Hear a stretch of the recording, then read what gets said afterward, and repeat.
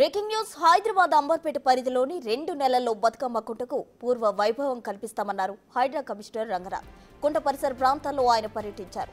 ఇండ్ల కూల్చివేస్తారనే అపోహలకు తావు లేకుండా ఉండేందుకు తాను స్వయంగా వచ్చా అని చెప్పారు ఆయన. బతుకమ్మ కుంటలోకి వరద నీరు వచ్చే మార్గాలపై రెవెన్యూ నీటిపారుదల శాఖలతో చర్చిస్తామన్నారు. రాజకీయాలకు అతీతంగా చెరువుల పునరుద్ధరణ జరుగుతుందని రంగనాథ్ క్లారిటీగా చెప్పారు.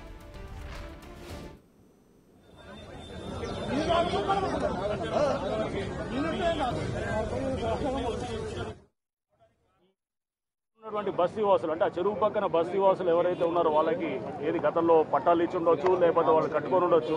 వాళ్ళెవరికి కూడా ఇబ్బంది లేదు. వాళ్ళెవరు కూడా వాళ్ళ ఇల్లుల మీదకి హైడ్రా వచ్చి డిమాలిష్ చేస్తుంది అటువంటి ఏమన్నా దుష్ప్రచారం జరుగుతుంది అనే దాంతో వచ్చి వాళ్ళతో ఈ బస్తీ వాళ్ళతో ఈరోజు కూడా మాట్లాడటం జరిగింది.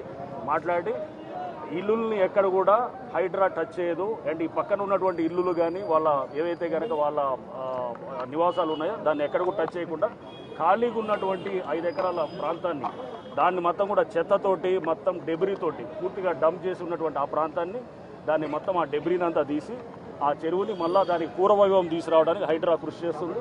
దీనికి లీగల్గా కూడా ఉన్నటువంటి అన్ని కూడా అంశాలు మా లీగల్ అడ్వైజర్ ఆధ్వర్యంలో కూడా అట్లానే మేము ఇక్కడ అధికారులందరితో కూడా పలు దఫాలుగా మీటింగ్లు పెట్టడం జరిగింది. దీంట్లో రెవెన్యూ వాళ్ళు, ఇరిగేషన్ వాళ్ళు అండ్ అట్లానే హైడ్రా అధికారులు, లీగల్ టీము అందరూ కూడా దీని మీద దాదాపు 5-6 సందర్భాల్లో మీటింగ్ పెట్టి హనుమంతరావు గారు ప్రత్యేకంగా దీని గురించి వారు 2-3 సార్లు మమ్మల్ని కలవటం జరిగింది. వి హనుమంతరావు గారు అండ్ అట్లానే రోహిన్ రెడ్డి గారు కూడా దీని మీద వారు కూడా అడగటం జరిగింది.